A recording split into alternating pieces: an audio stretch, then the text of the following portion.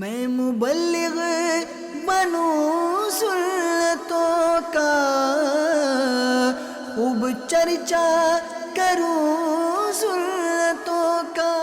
الحمدللہ رب العالمین والصلاة والسلام علی خاتم النبیین، اما بعد فاعوذ باللہ من الشیطان الرجیم، بسم اللہ الرحمن الرحیم۔ الصلاة والسلام علیک یا رسول اللہ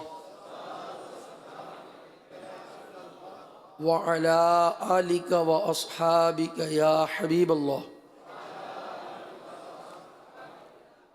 الصلاة والسلام علیک یا نبی اللہ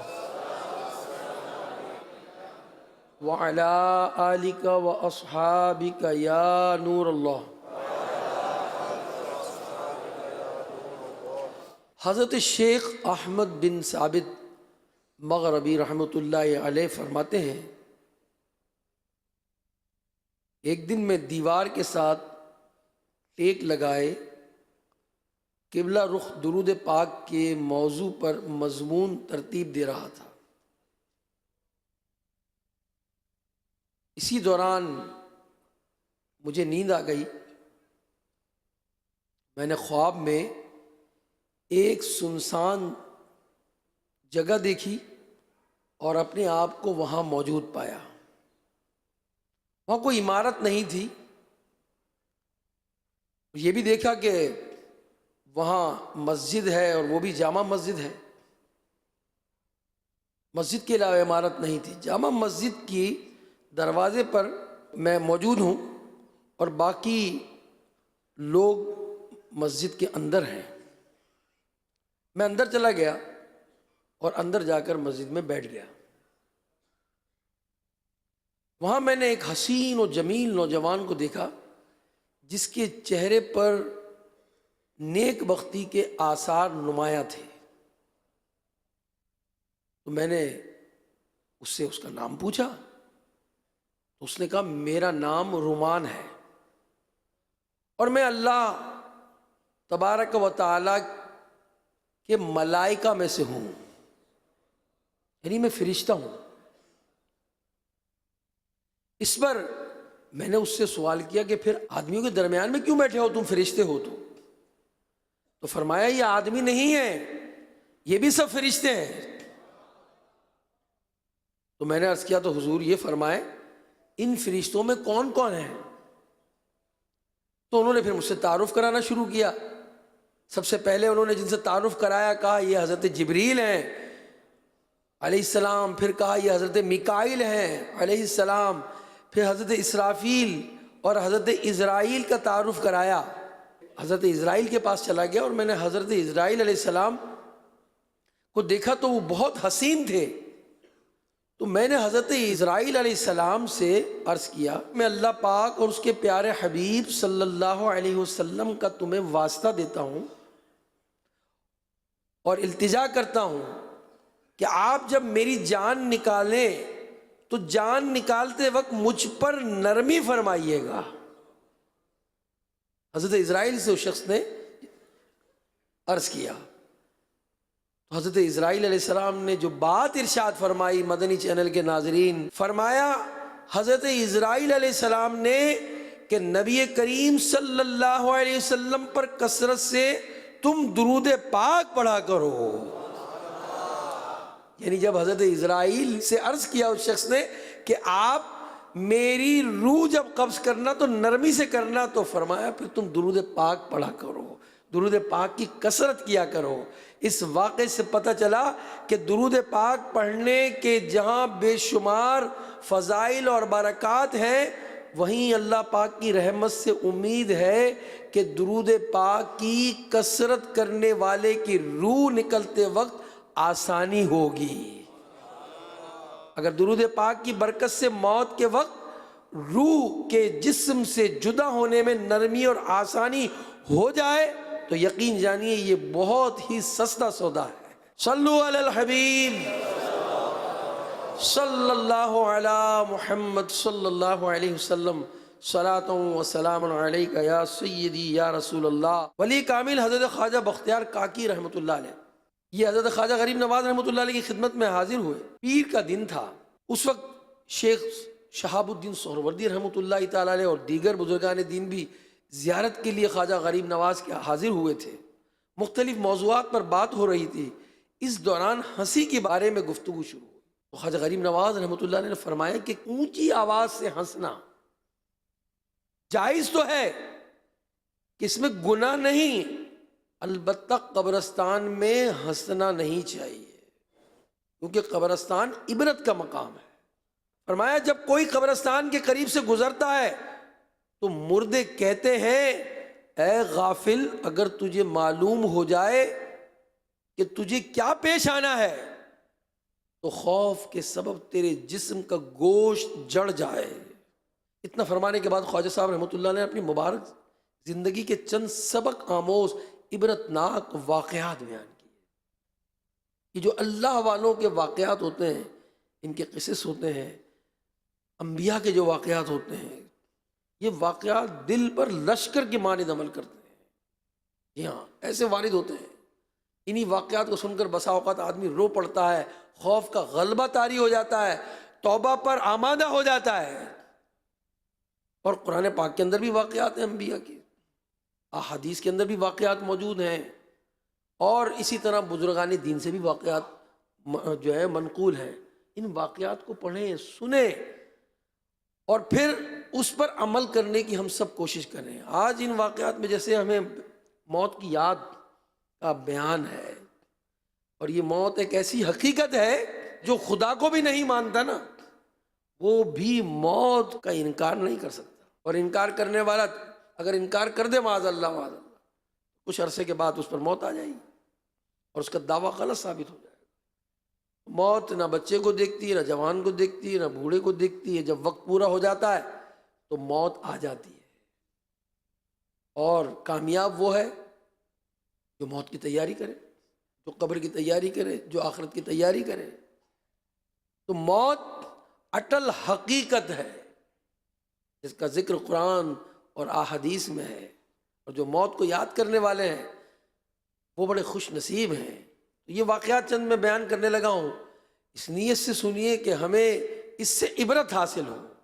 چنانچہ لکھا ہے کتاب میں، خواجہ صاحب رحمۃ اللہ تعالیٰ علیہ نے بیان فرمایا کہ ایک مرتبہ میں اور شیخ کرمانی رحمۃ اللہ علیہ سفر پر تھے. ہماری ملاقات ایک بوڑھے میاں سے ہوئی، ایک بزرگ سے ہوئی. وہ یاد الہی میں انتہائی مشغول تھے. میں نے ایسا یاد خدا میں مشغول شخص کبھی نہیں دیکھا. الغرض میں نے انہیں سلام کیا، اور جب ہاتھ ملایا تو معلوم ہوا گویا ان کے ہاتھوں پر گوشت ہے ہی نہیں.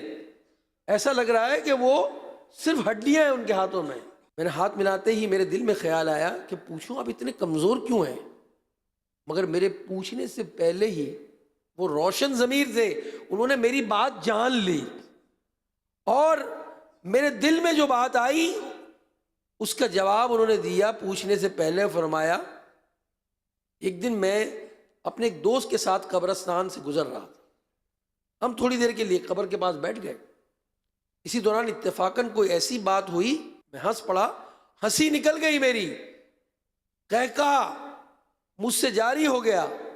اسی وقت قبر سے آواز آئی اے غافل، جس کو ایسا مقام درپیش ہو اسے ہنسی سے کیا کام. جو ہی یہ آواز سنی میں وہاں سے اٹھ کھڑا ہوا.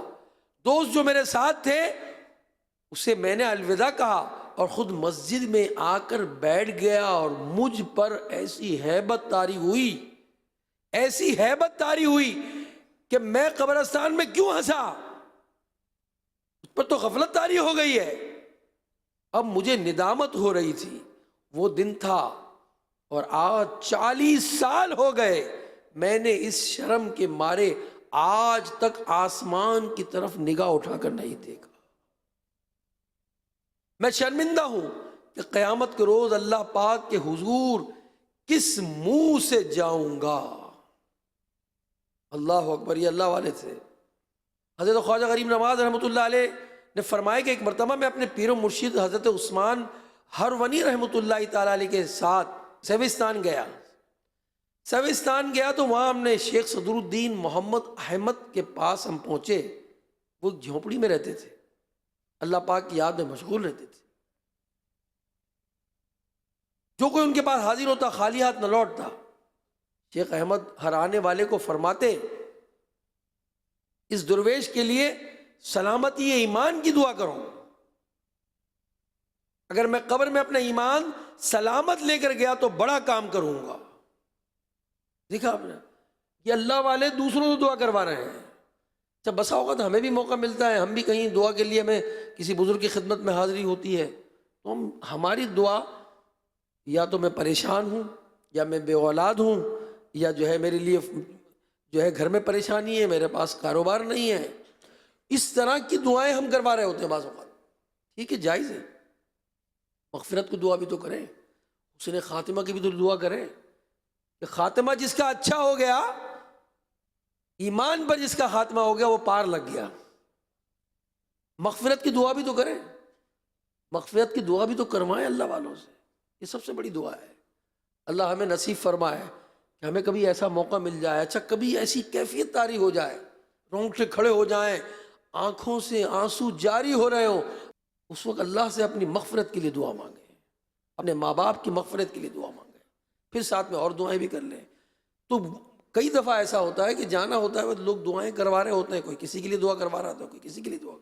تو مغفرت کی دعا کو نہ بھولیں, قبر کی دعا کے لیے, قبر کے لیے, حسن خاتمہ کے لیے اس دعا کو نہ بھولیں, سلامتی ایمان کے لیے ضرور دعا کرائیں. شیخ احمد سیوستانی موت اور قبر اور آخرت سے متعلق بہت فکر مند رہتے ہیں. یہ جن کی خدمت میں حاضر ہوئے ان کے متعلق فرمایا, جب بھی ان کے سامنے موت اور قبر کا ذکر ہوتا ان پر ہیبت طاری ہوتی, بدن خوف سے کانپنے لگتا, اتنا روتے کہ انہیں روتا دیکھ کر اور لوگوں کو بھی رونا آ جاتا. فرماتے عزیزوں, جسے موت آنی ہے, ملک الموت جس کے پیچھے ہے, جس نے قیامت جیسا ہولناک دن دیکھنا ہے, اسے نیند اور ہنسی سے کیا واسطہ؟ ایسا آدمی فضولیات میں کیسے مشغول ہو سکتا ہے؟ پھر فرماتے ہیں عزیزوں, قبر میں لیٹے ہوئے مردے چونٹیوں اور سانپوں کی گرفت میں ہیں, مٹی کے قید خانے میں بند ہے. اگر تمہیں ان کا حال معلوم ہو جائے, ان قبر والوں کا اگر تمہیں حال معلوم ہو جائے تو تم کھڑے کھڑے نمک کی طرح پگھل جاؤ. اے عزیزوں, جا کر موت کی تیاری میں لگ جاؤ.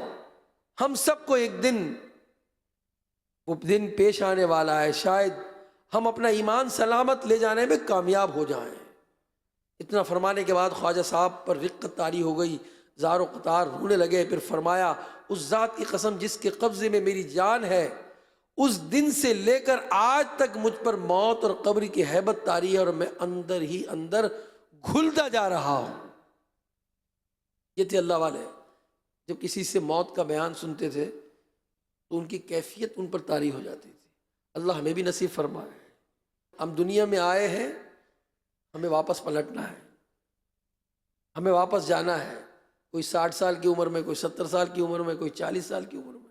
اب جو واقعات آتے ہیں تواتر کے ساتھ, خبریں آتی رہتی ہیں. بھائی رات چنگا بھلا سویا تھا, انتقال ہو گیا. صبح بائک پر جا رہا تھا, ایکسیڈنٹ ہو گیا. فلاں کو فلاں مرض ہوا, بس 2 دن کے اندر ایسے جو ہے سمٹ گیا وہ. یہ سارے واقعات ہم سب کے لیے عبرت ناک واقعات ہیں. اللہ نصیب فرمائے ہمیں اس سے عبرت لینا. امیر اہل سنت فرماتے ہیں, آخرت کی کرو جلد تیاریاں, موت آ کر رہے گی تمہیں بے گماں. موت کا دیکھو اعلان کرتا ہوا, سوئے گورے غریباں جنازہ چلا. تم اے بوڑھوں سنو, نوجوانوں سنو, اے ضعیفوں سنو, پہلوانوں سنو, موت کو ہر گھڑی سر پہ جانو سنو. جلد توبہ کرو میری مانو سنو, بھائیوں سب گناہوں سے منہ موڑ دو, ناتا تم نیکیوں سے بس جوڑ دو. ایک دن موت آ کر رہے گی ضرور, اس کو تم مجرموں کچھ سمجھنا نہ دور. یاد رکھیے, موت تو آ کر ہی رہے گی. یہ طاقتور بدن ایک دن اندھیری قبر میں اتار دیا جائے گا, پھر ہم ہوں گے ہمارے اعمال, تیسری کوئی چیز نہیں ہوگی. لہذا عقل مند وہی ہے جو زندگی میں موت کو یاد رکھے۔ سورہ ملک کی دوسری آیت میں اللہ پاک فرماتا ہے الذی خلق الموت والحیات لیبلوکم ایکم احسن عملا، وہ جس نے موت اور زندگی پیدا کی کہ تمہاری جانچ ہو کہ تم میں کس کا کام زیادہ اچھا ہے۔ زندگی اور موت ہماری جانچ کے لیے ہے کہ کون زیادہ اچھے اعمال کرتا ہے۔ آیت میں اچھے اعمال سے کیا مراد ہے؟ اس کے متعلق ایک قول یہ کہ تمہاری جانچ ہو کہ تم میں سے موت کو کون یاد رکھتا ہے اور کون موت کے لیے خوب تیاری کرتا ہے۔ اب خود غور کریں کہ ہماری جانچ ہوگی۔ اب دن میں ہم خود غور کریں، جس طرح دن بدن جو موت کی خبریں آتی جا رہی ہیں اس سے ہم نے کیا عبرت لی؟ اچھا، عبرت کے بعد ہم پر اثر کیا ہوا؟ کیا ہماری نمازوں کی عادت اگر پہلے چھوٹ رہی تھی تو کیا ہم پابند ہو گئے؟ پہلے قرآن نہیں کھل رہا تھا، کیا قرآن کھول دیا ہم نے؟ کیا بری صحبت چھوڑ دی ہم نے؟ یوٹیوب کی دوستی چھوڑ دی ہم نے کہ یوٹیوب کے ذریعے بری چیزیں دیکھ رہے تھے؟ اگر یہ سب کیا تو اس کا مطلب ہے کہ کچھ اثر لیا ہم نے، ورنہ وہی ڈگر پر ہیں، اسی روش پر ہیں، تو پھر تو اثر نہیں ہو رہا۔ صحابی رسول حضرت طارق محاربی رضی اللہ تعالیٰ عنہ فرماتے ہیں کہ اللہ پاک کے آخری نبی صلی اللہ علیہ وسلم نے فرمایا مجھے نصیحت کرتے ہوئے، فرمایا اے طارق، مرنے سے پہلے موت کی تیاری کر لو۔ شیخ طریقت امیر اہل سنت میں موت کی یاد دلاتے ہوئے فرماتے ہیں یقیناً جو موت اور اس کے بعد والے معاملات سے صحیح معنوں میں آگاہ ہے وہ دنیا کی رنگینی اور اس کی آسائشوں کے دھوکے میں نہیں پڑ سکتا۔ کیا آپ نے کبھی کسی کو دیکھا ہے مرنے والے کہ وہ قبر کے لیے فرنیچر تیار کرواتا ہے؟ کبھی دیکھا ہے آپ نے کہ قبر کے لیے کہ وہ ایئر کنڈیشن خریدتا ہے، قبر کے اندر کوئی تجوری بنواتا ہے؟ نہ یہ کام شرن درست ہے، سب کچھ یہیں چھوڑ کر جانا ہے۔ جتنی مال و دولت ہے، روپیہ پیسہ ہے، ایسے یہی رہ کر چلا جائے گا، وارث اس پر مزے اڑائیں گے اور اس سارے مال کا حساب قبر میں دینا ہوگا۔ جس دولت کے لیے ساری زندگی محنت و مشقت کرتے رہے وہ ہماری کیا مدد کرے گا؟ جس منصب کی بنا پر ہم شان و شوکت کا اظہار کرتے رہے وہ آخر ہماری کیا کام آئے گا؟ لہذا وقت ہے، امیر اہل سنت فرماتے ہیں کہ ہوش میں آئیے، قبر و آخرت کی تیاری کیجیے۔ قرآن مجید میں سورہ بقرہ میں فرمایا وَاتَّقُوا يَوْمًا تُرْجَعُونَ فِيهِ إِلَى اللَّهِ، اور ڈرو اس دن سے جس میں اللہ کی طرف پھرو گے۔ ایک قول کے مطابق اس آیت کریمہ کا معنی یہ ہے کہ اے ایمان والو ڈرو اس دن سے جب تم اس دنیا کو چھوڑ کر سفر آخرت پر روانہ ہو جاؤ گے۔ وہ دن جب ملک الموت آئیں گے، بدن سے روح کھینچ لی جائے گی، مسجدوں میں اعلان کر دیا جائے گا فلاں بن فلاں قضائے الہی سے انتقال کر گیا، جلدی غسال کو بلایا جائے، غسل دیا جائے، کفن پہنایا جائے، دیکھتے ہی دیکھتے اندھیری قبر میں اتار دیا جائے گا۔ اے ایمان والو ڈرو، ہے یہاں سے تجھ کو جانا ایک دن، قبر میں ہوگا ٹھکانا ایک دن، منہ خدا کو ہے دکھانا ایک دن، اب نہ غفلت میں گوانا ایک دن، ایک دن مرنا ہے آخر موت ہے، کر لے جو کرنا ہے آخر موت ہے۔ تو عاشقان رسول غور کرنے کی بات، اگر ہم میں سے کسی کو بتا دیا ہے کہ کل تمہاری زندگی کا آخری دن ہے، بتائیے ایک مسلمان اپنی زندگی کا وہ آخری دن کیسے گزارے گا؟ کیا فلمیں دیکھے گا؟ کیا گانے سنے گا؟ کیا موبائل پر فضولیات میں وقت گزارے گا؟ کیا وہ چاہے گا کہ آج دنیا میں میرا آخری دن ہے لہذا آج جتنا ہو سکے میں مال کما لوں؟ نہیں، ایک مسلمان اپنی زندگی کا آخری دن ایسے گزارنا کبھی پسند نہیں کرے گا، بلکہ مسلمان تو اپنی زندگی کا وہ آخری دن نیکیوں میں گزارے گا، نمازوں میں گزارے گا، تلاوت میں گزارے گا، حقوق العباد کی ادائیگی میں گزارے گا، معافی تلافی میں گزارے گا، اور جہاں تک ہو سکے گا بندہ اپنی زندگی کا وہ آخری دن نیکیاں کرنے کی کوشش کرے گا۔ اب بتائیے ہم میں سے کس کو پتا ہے کہ ہمارا آخری دن کون سا ہے؟ آنا تو ہے نا کوئی وہ دن تو آئے گا ہی کہ جو دن ہماری زندگی کا آخری دن ہوگا، آخری دن تو دور کی بات، ہمیں تو آخری سانس کا بھی پتہ نہیں ہے نا کہ اگلی سانس ہم لے پائیں گے یا نہیں لے پائیں گے۔ پھر ہم غفلت کے شکار کیوں ہیں؟ ان فضولیات سے ہم کیوں نہیں اپنا پیچھا چھڑا رہے ہیں؟ میں ان کی بات کر رہا ہوں جو فضولیات میں پڑے ہوئے ہیں۔ یہ ماہ رجب، یہ ماہ شعبان، یہ ماہ رمضان ہمارے لیے گولڈن چانس ہیں۔ لوگوں کے سیزن ہوتے ہیں نا، سیزن میں خوب کماتے ہیں، بینک بیلنس جمع کرتے ہیں، سفر کرتے ہیں، ٹریول کرتے ہیں، اپنی نیندیں اڑا دیتے ہیں۔ درزی کو دیکھیں جب اس کا سیزن ہوتا ہے، نہ اس کو کھانے کی فکر ہوتی ہے نہ پہننے کی فکر ہوتی ہے، میلے کپڑوں میں بھی رات دن لگا رہتا ہے۔ اور بعض درزی اپنی عید کی نماز بھی اور اپنی تراویحاں بھی چھوڑ دیتے ہیں۔ ایسے کئی بزنس مین جو ماہ رمضان میں جن کے سیزن ہوتے ہیں وہ یہ کام کرتے ہیں، اور جو اللہ والے ہوتے ہیں جن کو آخرت کی فکر ہوتی ہے، جن کی موت کی یاد ہوتی ہے، وہ ان سیزن سے فائدہ اٹھاتے ہیں۔ اس میں کثرت سے استغفار کروں، بیج بو نیکیوں کا، اور تاکہ میرے لیے ایک نیکیوں کا پودا برآمد ہو جائے، اور شعبان میں آپاشی کروں، آنسوؤں سے روؤں، گڑ گڑاؤں، اللہ سے معافی طلب کروں کہ اللہ مجھے معاف کر دے۔ اور جب یہ میرا پودا تناور درخت بن جائے، فصل تیار ہو جائے، تو ماہ رمضان میں اللہ کی رحمت پاؤں میں، عشرہ رحمت کے ذریعے، عشرہ مغفرت کے ذریعے، اور جہنم سے آزادی کے عشرے کے ذریعے میں اس فصل کو کاٹوں۔ وہ بیج جو میں نے رجب میں لگایا تھا اب وہ درخت بن چکا، اللہ کی رحمت پانے کا مہینہ ماہ رمضان آ گیا تو وہ قدر کرے گا۔ اللہم بلغنا رمضان، اللہ سے دعا کرتے ہیں کہ یہ جو نیکیوں کے سیزن ہے اللہ اس کی ہمیں قدر نصیب فرمائے۔ یہ کئی مرتبہ ہم بیان کرتے رہتے ہیں۔ کسی اللہ والے سے کسی نے پوچھا کہ حضور شب قدر کون سی رات ہے؟ بتائیے، 21ویں ہے، 23ویں ہے، 25ویں ہے، 27ویں ہے، 29ویں ہے؟ سمجھانے کے لیے فرمایا جس رات کی تو قدر کر لے تیرے لیے وہی شب قدر ہے۔ وہ کتنی راتیں ہمیں ملی اور مل رہی ہیں، یقین مانیے اس کی ہمیں قدر کرنی ہے۔ جو قدر کر گیا وہ پا گیا، اور قدر والے جانتے ہیں کہ قدر کیسے کی جاتی ہے ان راتوں کی۔ نماز پڑھ کر، تلاوت کر کے، روزانہ رات سورہ ملک کی تلاوت کریں۔ آپ روزانہ رات کو سورہ تکاثر کی تلاوت کریں، سورہ فلق کی تلاوت کریں، سورہ ناس کی تلاوت کریں، سورہ اخلاص کی تلاوت کریں۔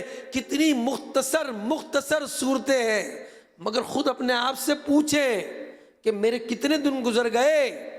میں نے سورہ ملک پڑھی تھی، میں نے سورہ یاسین کی تلاوت کی تھی، میں نے سورہ فلق اور ناس کی تلاوت کی تھی۔ میں تو جب گھر میں داخل ہوا تو کان پر میرے موبائل لگا ہوا تھا، اور بستر پر گرا تب بھی میرے ہاتھ میں موبائل تھا، اور ہاتھ میں موبائل لیتے ہوئے ہی مجھے نیند آ گئی، اور اٹھا تو اٹھتے ہی پہلے کام میں نے یہ کیا، اپنا موبائل دیکھا کہ کسی کا میسج تو نہیں آیا۔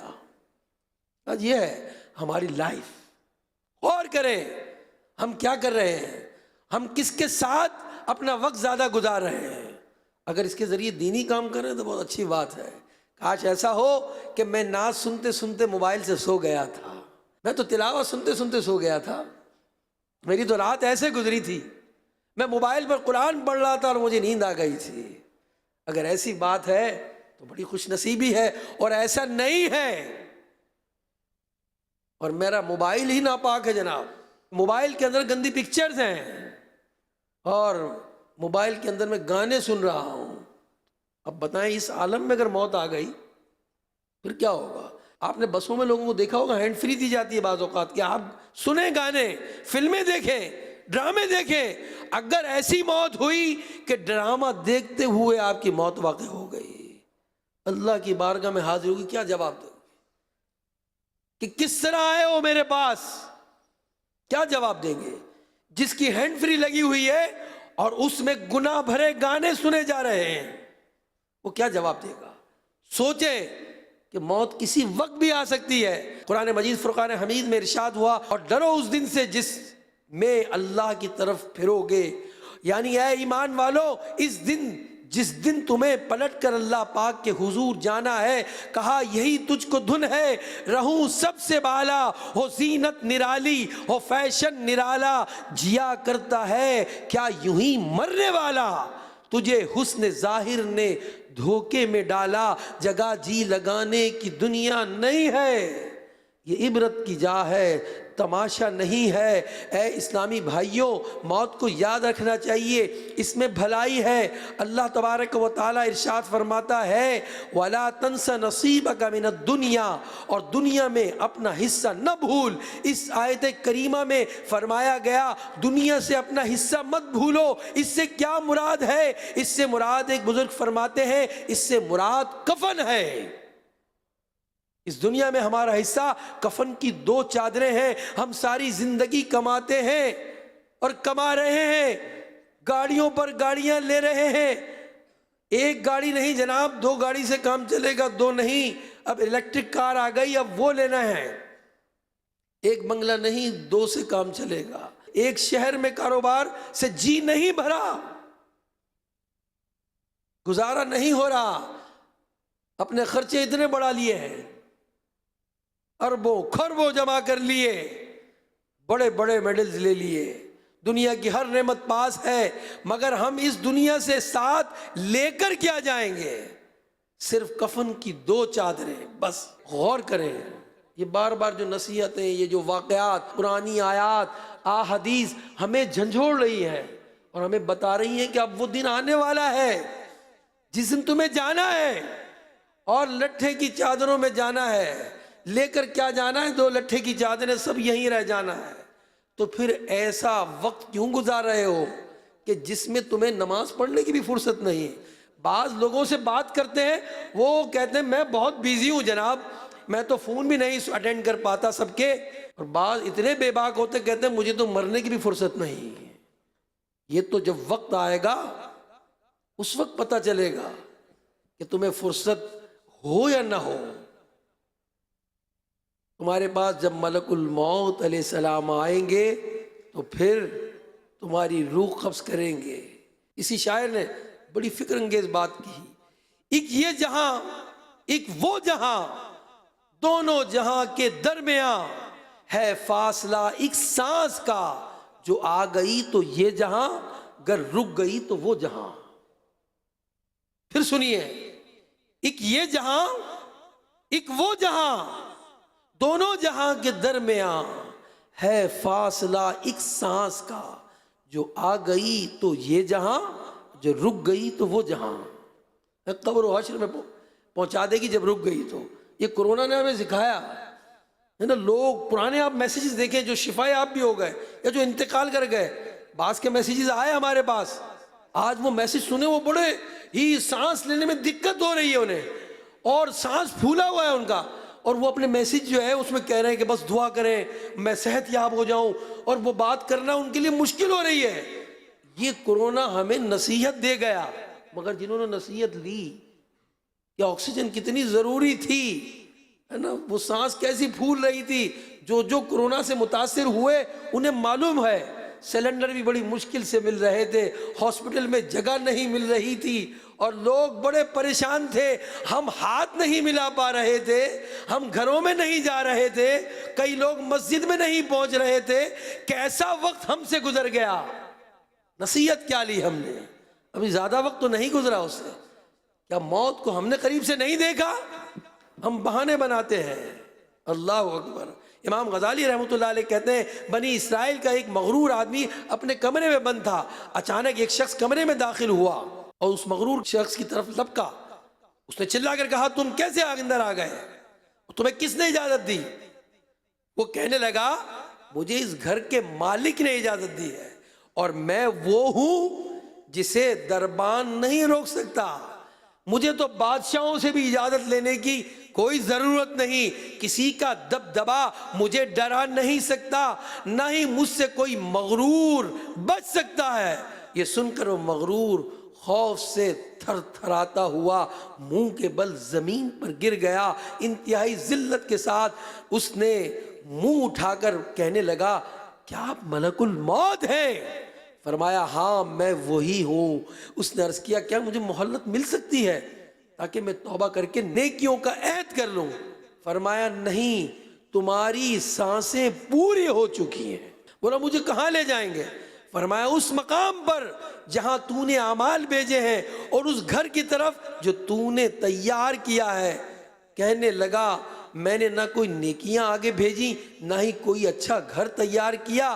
تو ملک الموت علیہ السلام نے فرمایا پھر تجھے اس بھڑکتی آگ کی طرف لے جایا جائے گا جو تیرا گوشت پوست نوچ لے گی، جو تیرا گوشت اور پوست نوچ لے گی۔ یہ کہہ کر ملک الموت نے اس کی روح قبض کر لی اور مردہ ہو کر گر پڑا۔ اس کی موت کیسے واقع ہوئی؟ کسی نے کہا نا جب اس بزم سے اٹھ گئے دوست اکثر اور اٹھتے چلے جا رہے ہیں برابر، یہ ہر وقت پیش نظر جب ہے منظر، یہاں پر تیرا دل بہلتا ہے کیوں کر، جگہ جی لگانے کی دنیا نہیں ہے، یہ عبرت کی جا ہے تماشا نہیں ہے۔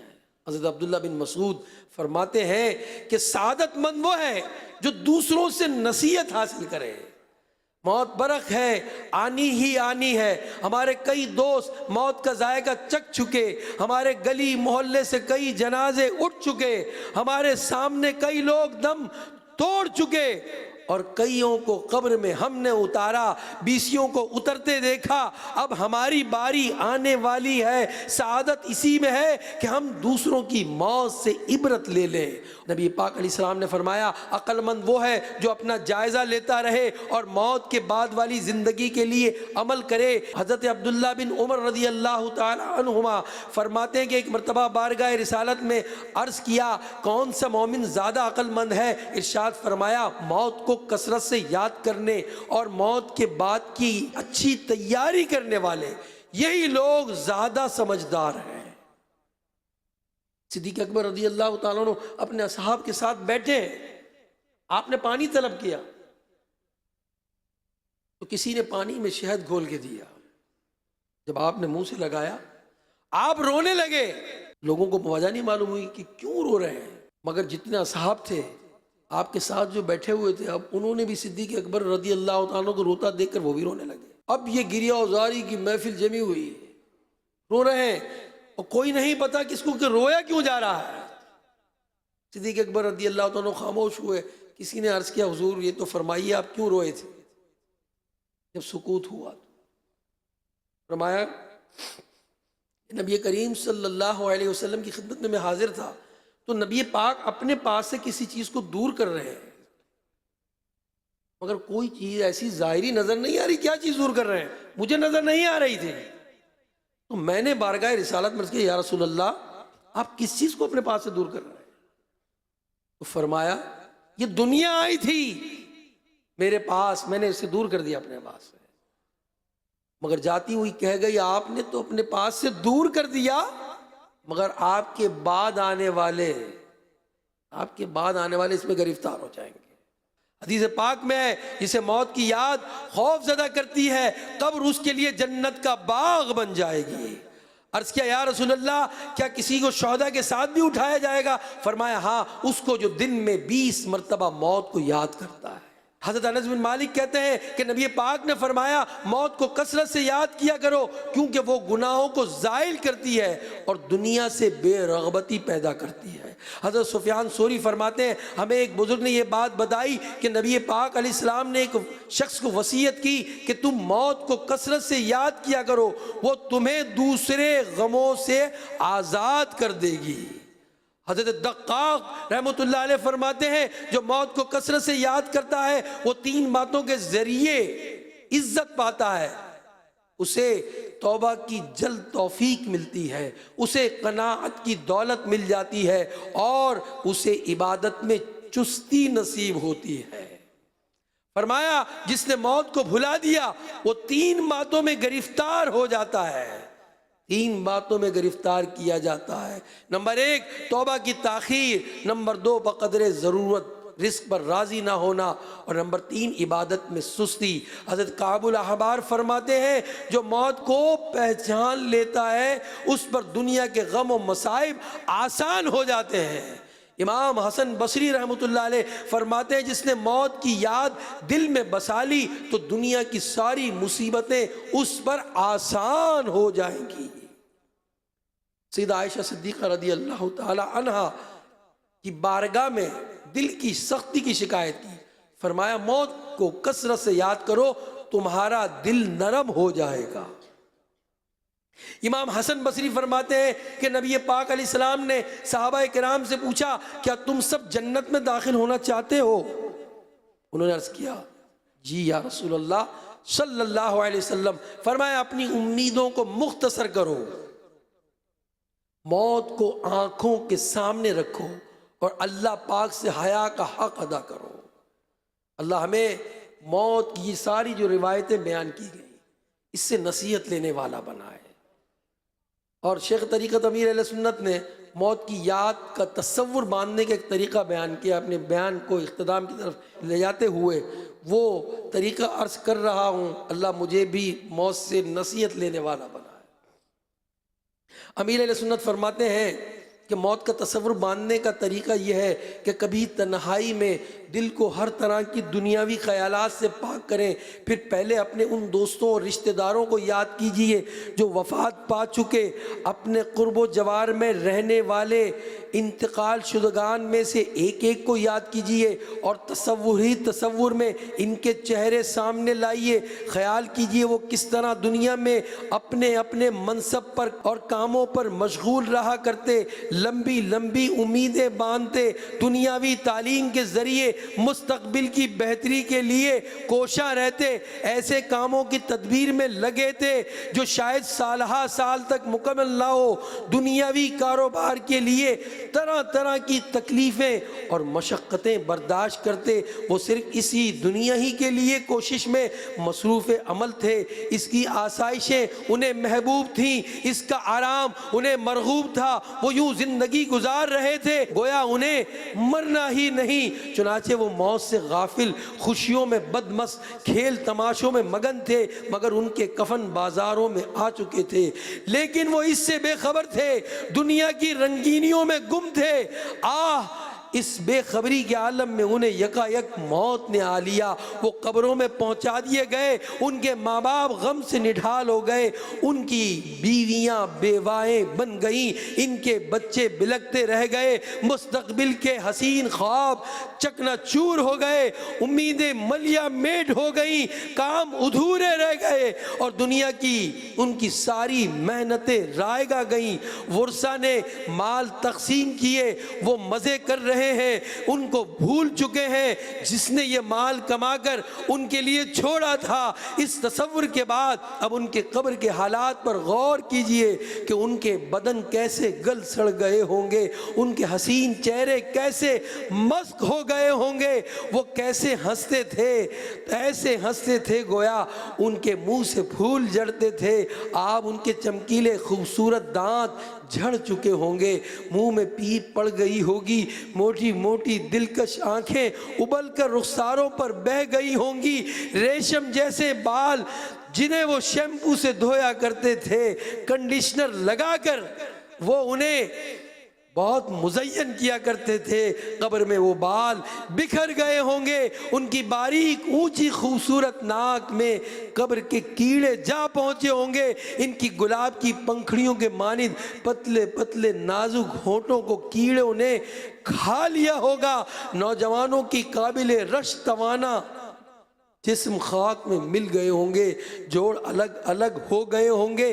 یہ تصور کرنے کے بعد یہی حال اپنے متعلق سوچیں کہ ان قریب میرا حال بھی ہونے والا ہے، مجھ پر بھی نزا کی کیفیت طاری ہوگی، آنکھیں چھت پر لگ گئی ہوں گی، عزیز و اقارب جمع ہو گئے ہوں گے، اور ماں میرا لال کہہ رہی ہوگی، باپ مجھے میرا بیٹا کہہ کر پکار رہا ہوگا، بہنیں آوازیں لگا رہی ہوں گی، چاہنے والے غم زدہ ہوں گے، چیخ و پکار کا ماحول برپا ہوگا، اور روح اس دوران میری قبض کر لی جائے گی، میرے منہ پر ایک سفید کپڑا اوڑھا دیا جائے گا، رونے دھونے میں لوگ مصروف ہوں گے، کوہرام مچ جائے گا، اور غسال کو بلایا جائے گا، تختہ غسل پر لٹایا جائے گا، کفن پہنایا جائے گا، میرے گھر میں شور برپا ہوگا، میرا جنازہ روانہ ہوگا، جس گھر میں ساری عمر گزاری، ہائے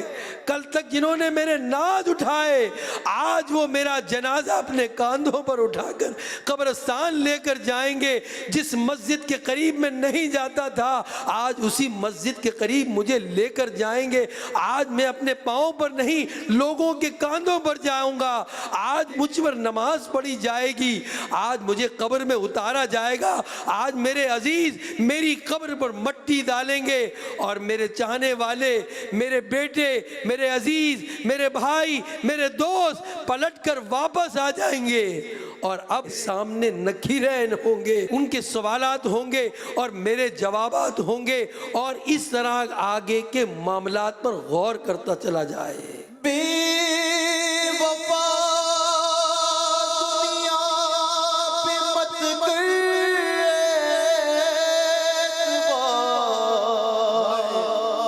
تو اچانک موت کا ہوگا شکار، موت آ کر ہی رہے گی، یاد رکھ جان جا کر ہی رہے گی، یاد رکھ گر جہاں میں 100 برس تو جی بھی لے، قبر میں تنہا قیامت تک رہے، جب فرشتہ موت کا چھا جائے گا، پھر بچا کوئی نہ تجھ کو پائے گا، موت آئی پہلواں بھی چل دیے، خوبصورت نوجوان بھی چل دیے، قبر روزہ نہ یہ کرتی ہے پکار، مجھ میں کیڑے مکوڑے بے شمار، وقت آخر یا خدا تار کو خیر سے سرکار کا دیدار ہو، جگہ جی لگانے کی دنیا نہیں ہے، یہ عبرت کی جا ہے، تماشا نہیں۔ تو میرے پیارے اور میٹھے اسلامی بھائیوں، دعوت اسلامی کے مدنی ماحول سے اپنے آپ کو وابستہ کر لیں، اس کے درس میں، اس کے ہفتہ وار اجتماع میں، اس کے مدنی قافلوں میں، 12 دینی کاموں میں اپنے آپ کو مصروف کر لیں، ورنہ یہ دنیا ہمیں مصروف کر لے گی۔ تو اچھے ماحول کی جو برکتیں ہیں اس کو پانے کے لیے ہفتہ وار سنتوں بھرے اجتماع کی پابندی اپنے اوپر لازم کر لیں انشاءاللہ۔ بچنے کی ایک صورت اچھا ماحول بھی ہے، اور یہ ماحول انشاءاللہ ہمیں قبر و آخرت کی یاد دلاتا رہے گا۔ ہم پھسلیں گے، ہم اگر اس طرف جا رہے ہوں گے نا جہاں نہیں جانا، یہ اسلامی بھائی آپ کو کھینچ کر دوبارہ لے آئیں گے۔ ان کی دعوتوں کی قدر کریں۔ اللہ رب العزت ہمیں موت کی یاد کی توفیق رفیق مرحمت فرمائے اور آخرت کی تیاری کرنے کی توفیق عطا فرمائے۔ صلو علی الحبیب صلی اللہ علی محمد صلی اللہ علیہ وسلم۔ میں مبلغ بنوں سنتوں کا، خوب چرچا کروں سنتوں